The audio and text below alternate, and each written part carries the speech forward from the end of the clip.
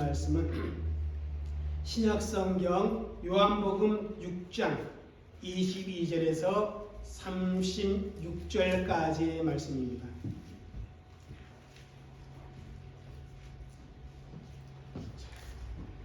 우리 22절부터 6장 22절부터 우리 36절까지 같이 함께 읽어나가도록 하겠습니다. 이튿날 바다 건너편에 서 있던 무리가 배 한 척 외에는 다른 배가 거기 없는 것과 또 어제 예수께서 제자들과 함께 그 배에 오르지 아니하시고 제자들만 가는 것을 보았더니 그러나 디베라에서 배들이 주께서 축사하신 후 여럿이 떡 먹던 그곳에 가까이 왔더라. 무리가 거기에 예수도 안 계시고 제자들도 없음을 보고 곧 배들을 타고 예수를 찾으러 가버나움으로 가서 바다 건너편에 만나 랍비여 언제 여기 오셨나이까 하니 예수께서 대답하여 이르시되 내가 진실로 진실로 너희에게 이르노니 너희가 나를 찾는 것은 표적을 본 까닭이 아니요 떡을 먹고 배부른 까닭이로다. 썩을 양식을 위하여 일하지 말고 영생하도록 있는 양식을 위하여 하라. 이 양식은 인자가 너희에게 주리니 인자는 아버지 하나님께서 잊히신 자니라. 그들이 묻되 우리가 어떻게 하여야 하나님의 일을 하오리까? 예수께서 대답하여 이르시되 하나님께서 보내신 일을 믿는 것이 하나님의 일이니라 하시니 그들이 묻되 그러면 우리가 보고 당신을 믿도록 행하시는 표적이 무엇이니까? 하시는 일이 무엇이니까? 기록된 바 하늘에서 그들에게 떡을 주어 먹게 하였다함과 같이 우리 조상들은 광야에서 만나를 먹었나이다. 예수께서 이르시되 내가 진실로 진실로 너희에게 이르노니 모세가 너희에게 하늘로부터 떡을 준 것이 아니라 내 아버지께서 너희에게 하늘로부터 찬떡을 주시나니 하나님의 떡은 하늘에서 내려 세상에 생명을 주는 것이니라. 그들이 이르되 주여 이 떡을 항상 우리에게 주소서. 예수께서 이르시되 나는 생명의 떡이니 내게 오는 자는 결코 줄이지 아니할 터이요 나를 믿는 자는 영원히 목마르지 아니하리라. 그러나 내가 너에게 이르기를 너희는 나를 보고도 믿지 아니하는도다 하였느니라. 아멘. 할렐루야. 아멘. 오늘도 이 생명의 말씀을 통해서 우리의 영혼이 더욱 복되고 강건해지는 그러한 은혜를 누리시기를 주의로 축복드립니다. 이 하나님의 말씀을 통해서 우리의 영혼이 회복되어지고 우리 육신의 아픔이 또한 치료되어지고 말씀을 통한 회복의 역사가 있기를 주의로 축복합니다. 요한복음에는 예수님께서 스스로 자신이 하나님의 아들이며 우리의 구원자이신 그리스도임을 분명히 나타내 보이시는 7가지의 자기 선언을 기록하고 있습니다. 이것을 가리켜서 예수님의 7대 자기 선언이라 그렇게 부르기도 합니다. 요한복음에 나타난 예수님의 7대 자기 선언은 나는 생명의 떡이다. 나는 세상의 빛이다. 나는 양의 문이다. 나는 선한 목자다. 나는 부활과 생명이다. 나는 길이요 진리요 생명이다. 나는 참 포도나무이다. 이렇게 5가지로 기록되어 있습니다. 우리는 지금 사순절 기간을 지내고 있는데 이 사순절 기간 오늘부터는 요한복음에 나오는 헬라어로 에고 에이미 우리말로는 나는 뭐뭐이다 라고 선포하시는 예수님의 자기 선언의 말씀을 전하려고 합니다. 그 중에 오늘은 첫 번째 선언 이 제목으로 말씀을 선포하고자 합니다. 나는 생명의 떡이니.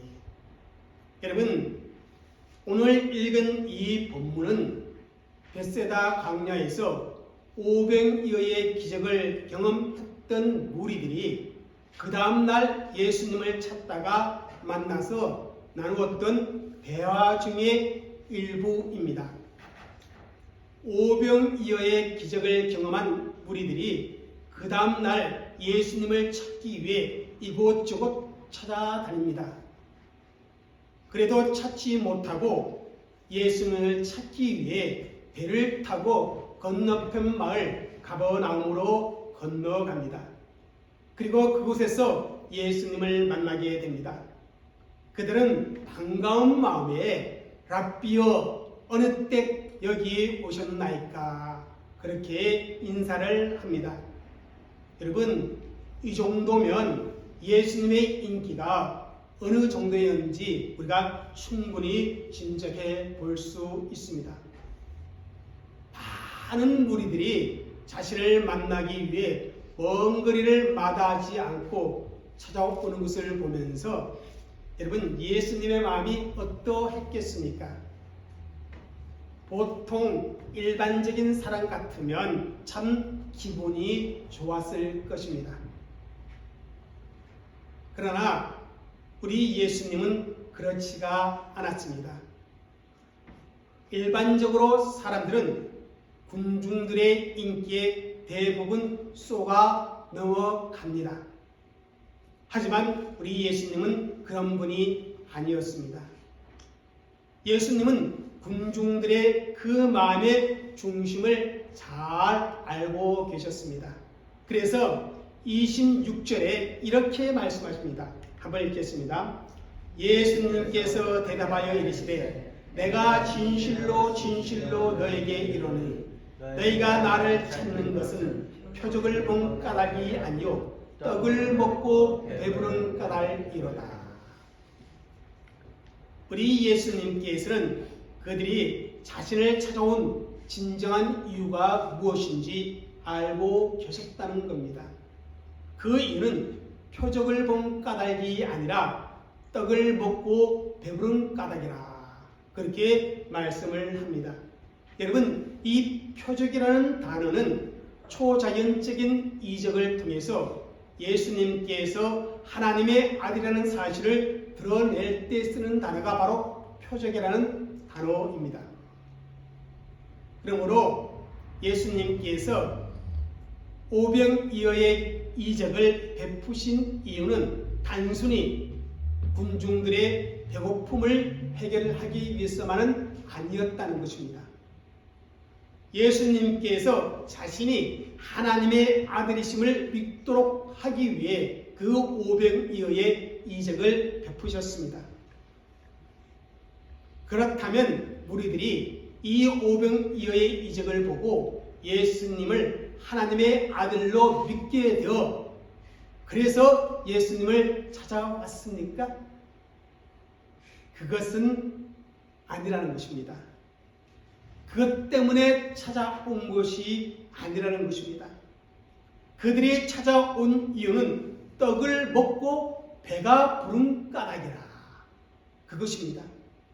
다시 말하면 육신의 배부름을 채우고자 하는 그런 기대를 가지고 예수님을 찾아온 것입니다. 다시 말하면 오직 육적인 자신들의 필요를 채우고자 예수님을 찾아왔다는 겁니다. 무리들의 관심은 영적인 데 있지 아니하고 육적인 데 있다는 것입니다.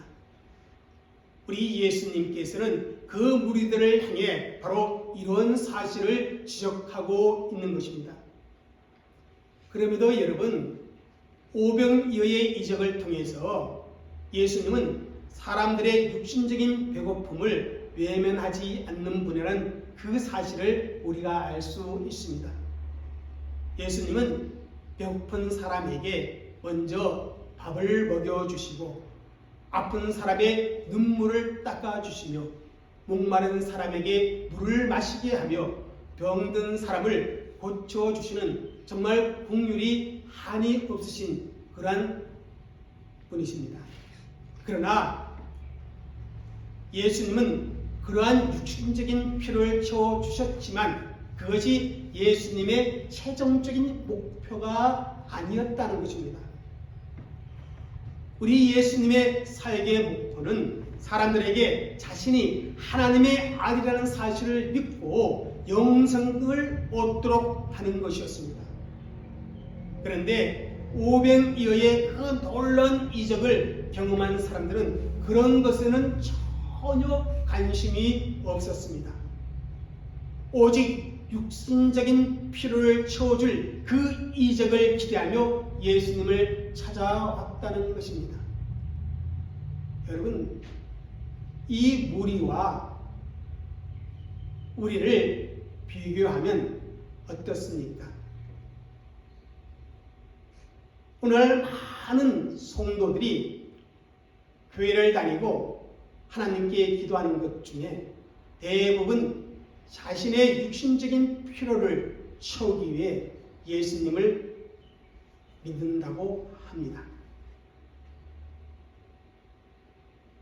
우리 예수님은 그 사실에 대해서 이야기를 하고 있다는 것입니다. 대부분 교회마다 주일 예배 후에 뭘 합니까? 식탁의 교제를 함께하는 것을 봅니다. 여러분, 목회는 먹해라 이런 말이 있습니다. 사람들을 돌보는 것은 잘 먹이고 잘 마시며 함께 해주는 것이다. 그래서 목회는 먹해다. 신학대학 공부할 때 일부 교수들이 그런 말씀을 하시더라고요. 처음에는 그 말을 잘 이해를 못했어요. 그런데 목회를 하다 보니 그 말이 이런 의미였구나 하고 깨닫게 됩니다. 정말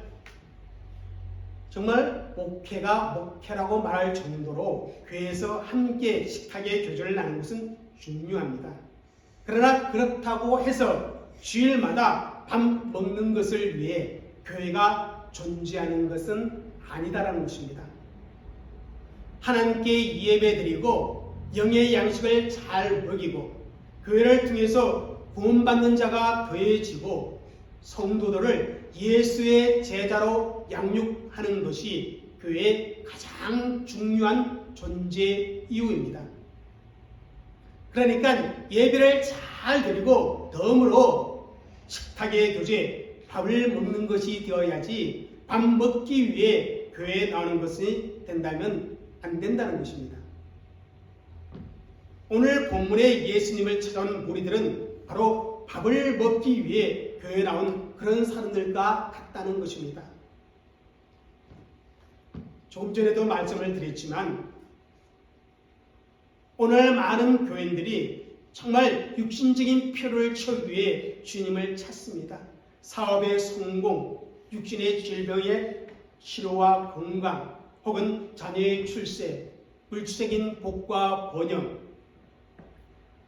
이렇게 육신적인 필요를 채우기 위해 주님을 찾고 기도합니다. 그런데 거기에만 끝나면 어떤 결과가 오는가 하면 결국에는 예수님을 떠나게 된다는 사실입니다. 오늘 본문의 무리들도 그리고 예수님을 따르던 자들도 오병이의 기적을 통해서 우리 예수님께서 생명의 떡, 영생에 대해서 영적인 것에 대해서 가르치시니까 66절에 보면요, 예수님의 12제자만 남고 예수님의 곁을 다 떠났음을 기록하고 있습니다. 그래서 우리 예수님은 너무 안타까워서 12제자를 향해서 너희들도 떠나려느냐 그렇게 말합니다. 그때 베드로가 영생의 말씀이 주께 있사오니 우리가 떠나지 않겠습니다. 그러면서 주님의 마음을 위로하는 내용이 나옵니다. 여러분, 무엇 때문에 여러분은 신앙생활하고 있습니까? 예수님을 하나님의 아들로, 나의 구원자로 믿기 때문에 교회에 나오고 예배드리고 믿는 그런 성도들이 되시기를 정말 주의 이름으로 축복합니다. 그런 그들에게 예수님께서 27절에 이렇게 말씀하십니다. 읽겠습니다. 썩을 양식을 위해서 일하지 말고 영생하도록 있는 양식을 위하여 하라. 우리 예수님께서는요, 우리가 매일매일 먹는 음식을 가리켜서 썩을 양식이라 그렇게 표현하고 있습니다. 그렇습니다. 인간은 평생 동안 먹고 또 먹어도 결국 어떻게 됩니까? 죽음을 맞이하게 된다는 것입니다. 사람은 한 끼의 양식을 거부할 수 없는 그런 존재이지만 여러분, 그 양식이 내 인생의 목표가 되어서는 아니 된다는 것입니다. 그러므로 인생의 목표를 썩을 양식에 두지 말고 영생하는 양식에 둬야 한다. 그렇게 예수님이 가르치고 있는 것입니다. 그런데 영생하도록 있는 양식을 위해 일하라고 하니까 사람들이 그러면 어떻게 해야 하나님의 일을 합니까? 이렇게 되물어 봅니다. 28절 읽겠습니다. 그들이 묻되 우리가 어떻게 하여야 하나님의 일을 하오리까? 우리들은 영생하는 그 양식을 얻기 위해서는 어떤 일을 반드시 해야 한다. 그렇게 생각했던 것입니다. 여러분, 이것을 가리켜서 공로사상 혹은 율법주의적 신앙이라 그렇게 말합니다. 사람들이 뭐를 해야만 구원을 받고 뭐를 해야만 생명, 영원한 생명을 얻을 수 있다. 그렇게 생각을 합니다. 다시 말하면 착한 일을 많이 해야 되고 구제를 많이 해야 되고 율법을 다 지켜야 하고 어떤 일을 해야 예수님이 말씀하는 그 영생하는 양식을 얻을 수 있다. 그렇게 생각한 것입니다. 예수님 당시에 대부분의 사람들은 유대교의 율법주의적 신앙에 길들여져 있었습니다. 다시 말하면 행위 구원을 강조하는 그러한 유대교 사상에 물들어 있었던 것입니다. 이것은 오늘날도 마찬가지입니다. 오늘날 예수를 잘 믿는다고 표현하는 사람들 중에 하나님의 은혜나 구원을 자꾸 우리 행위를 통하여 그렇게 받으려고 하는 것을 봅니다.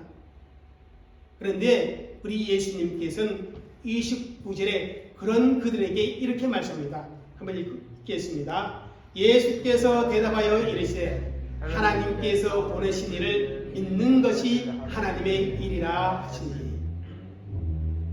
하나님의 일이란 무엇인가? 하나님께서 보내신 이 그를 믿는 것이 하나님의 일이다. 이렇게 말씀을 주고 있습니다. 하나님께서 보내신 이가 누구입니까? 예수님을 의미하고 있습니다.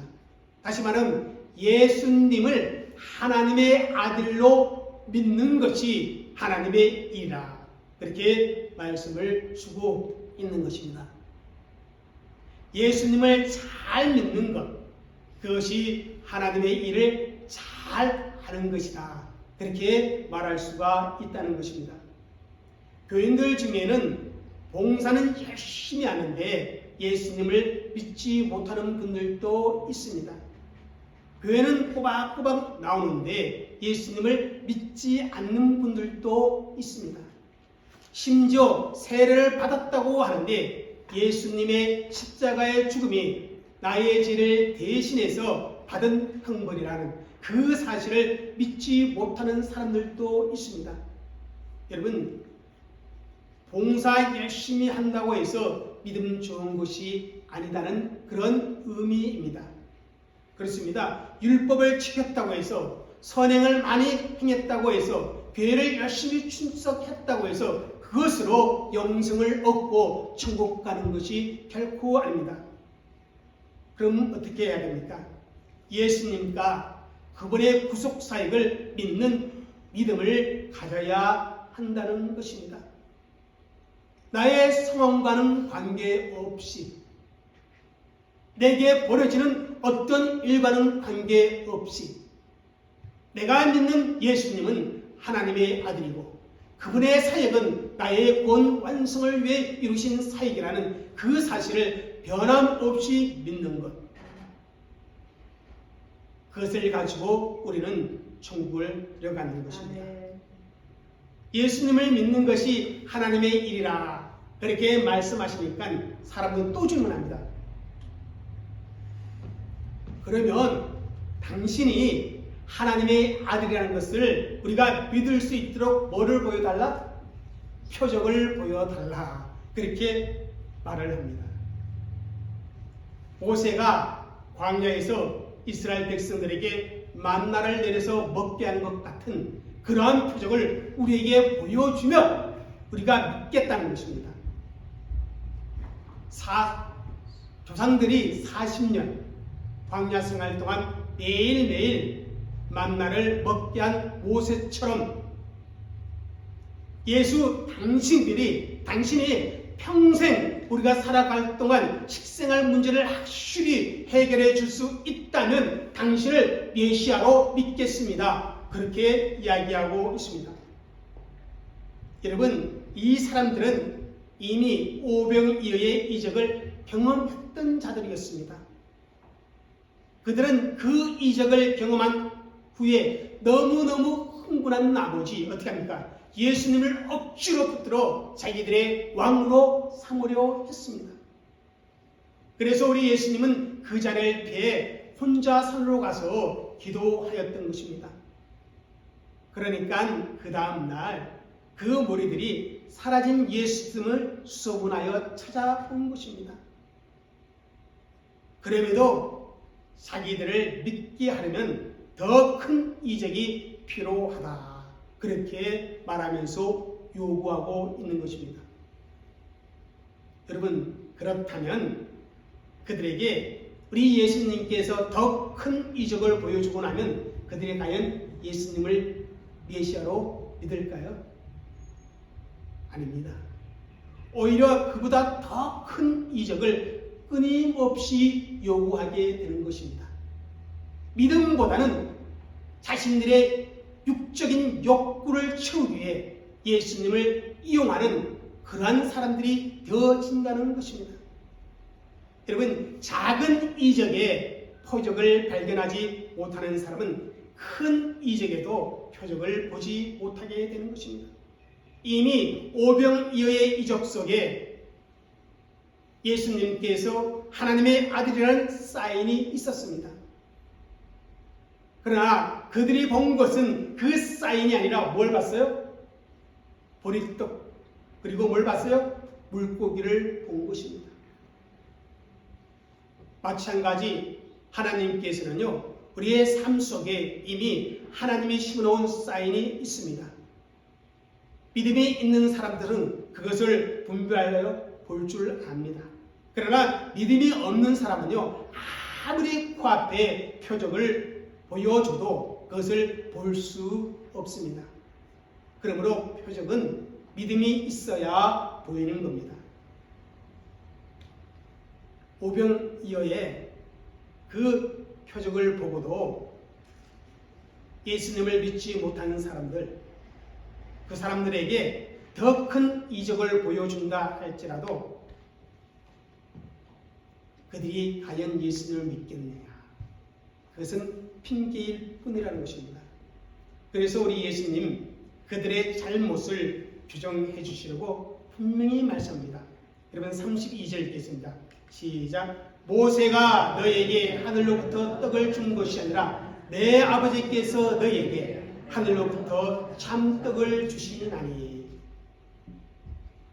만나는 모세가 준 것이 아니라는 것입니다. 누가 주었다?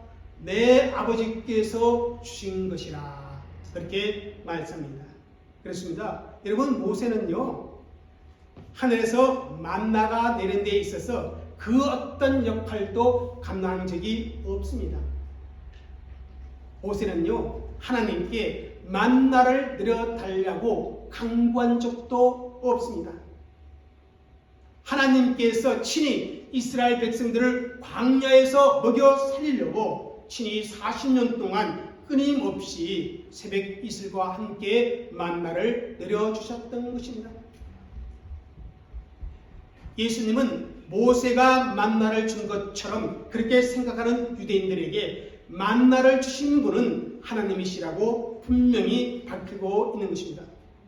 그러면서 예수님은 하늘에서 내려온 떡인 만나는 60만을 먹여 살리는 육신의 양식이지만 그보다 더 중요하고 더 온전한 양식이 있다는 것입니다. 그게 뭡니까? 하나님께서 하늘로부터 내려주시는 참떡이 있다. 그렇게 말씀합니다. 그러면서 33절에 이렇게 말씀하십니다. 읽겠습니다. 하나님의 떡은 하늘에서 내려 세상에 생명을 주는 것이라. 여러분, 만나는 하나님께서 그들의 조상들에게 육식의 양식으로 40년 동안 내려주셨지만 어떻게 됩니까?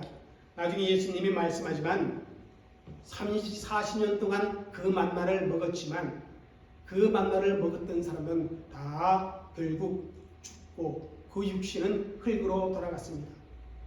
하지만 참떡, 하나님의 떡은 영원한 생명을 주는 떡이다. 이 떡을 지금 하나님께서 하늘로부터 내려 너에게 주신다는 겁니다. 여러분, 이 하나님의 떡을 무엇을 가리키는 것입니까? 우리가 먹고 마시는 밥이나 국이나 반찬을 가리키는 것은 아닙니다. 우리의 영혼과 우리의 삶 전체를 살리는 진정한 양식을 가리키고 있습니다. 그러므로 우리의 영혼과 삶이 이 하나님의 떡인 참떡을 먹어야 살아나고 죽음을 뛰어넘는 영생의 행복과 그 영광을 누리게 되는 것입니다. 이렇게 예수님께서는 우리들에게 육신적인 떡이 아니라 하늘에서 내려주신 참떡을 주신다고 말씀을 해주셨습니다. 그렇다면 이제 우리들이 이렇게 질문해야 합니다. 그 참떡이 어떤 것입니까? 라고 제대로 질문을 해야 합니다. 그런데 34절에 보면 너무 엉뚱한 질문을 합니다.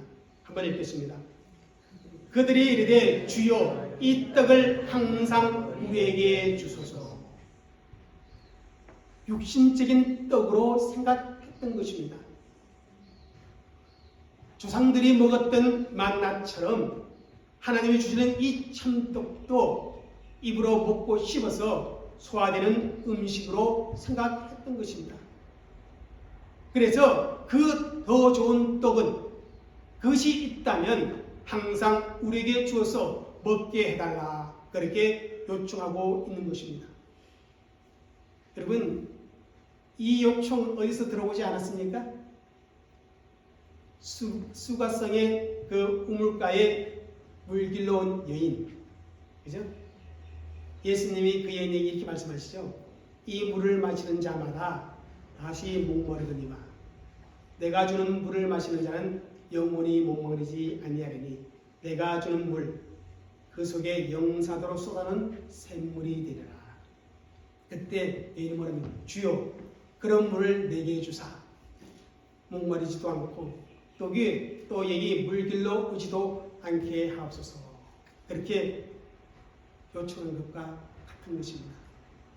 여러분, 영적인 의미를 깨닫지 못하면 그러면서 여전히 육적인 생각으로 가득 차 있으면 어떻게 됩니까?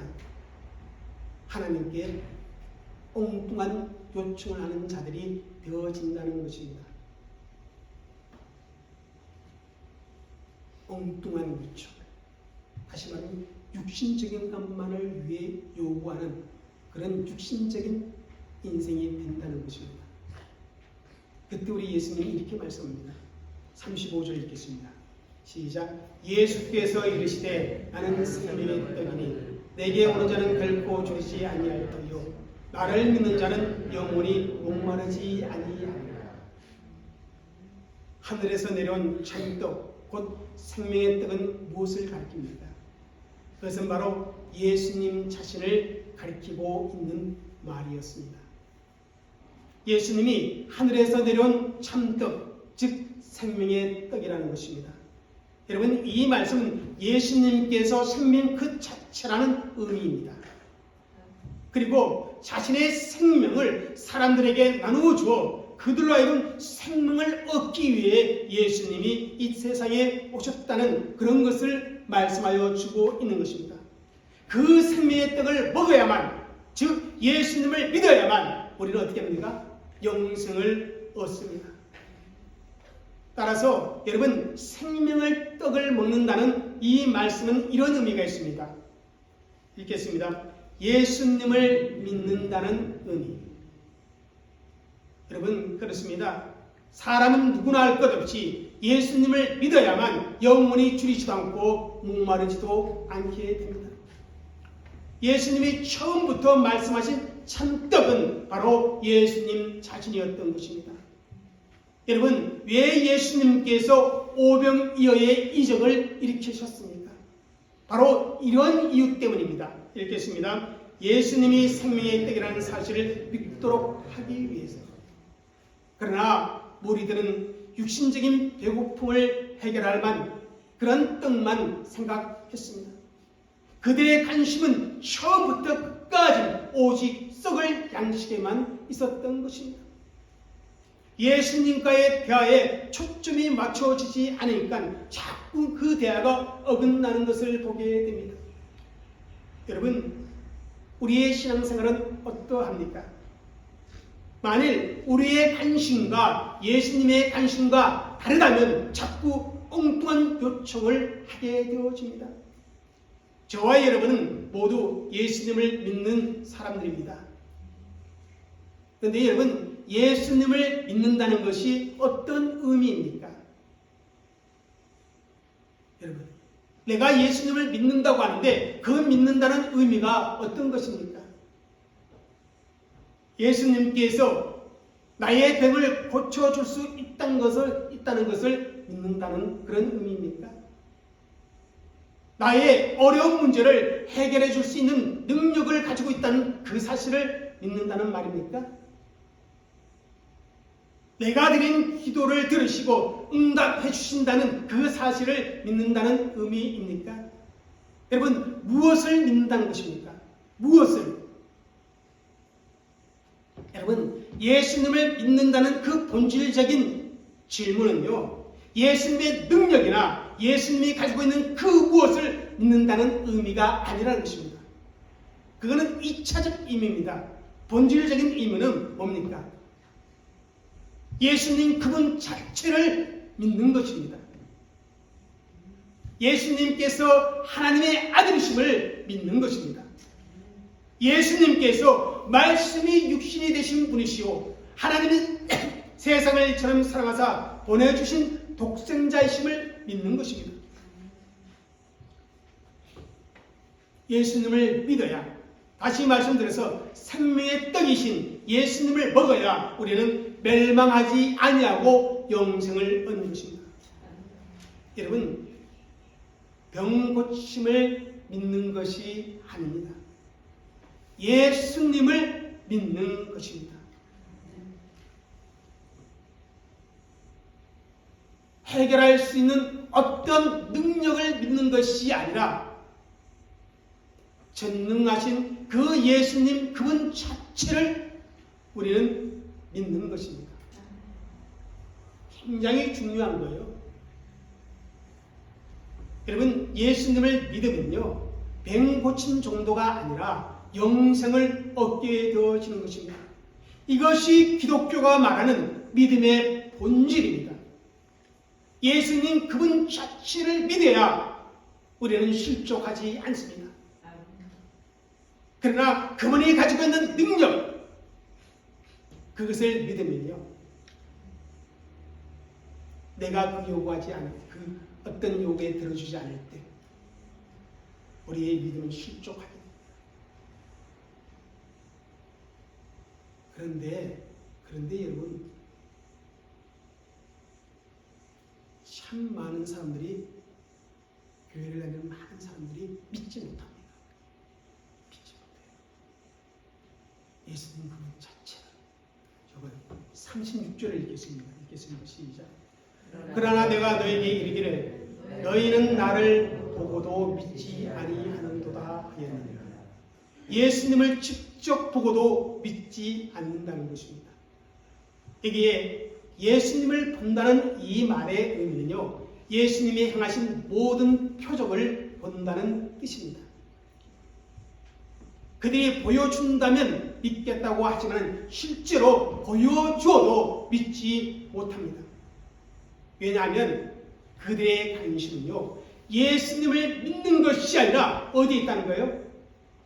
어디에 있다는 거예요? 썩을 양식을 구하는 것에 있었기 때문입니다.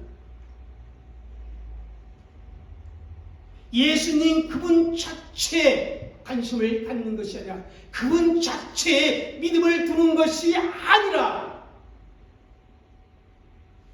예수님 그분을 통해서 나타나는 어떤 그 이득에 관심을 두고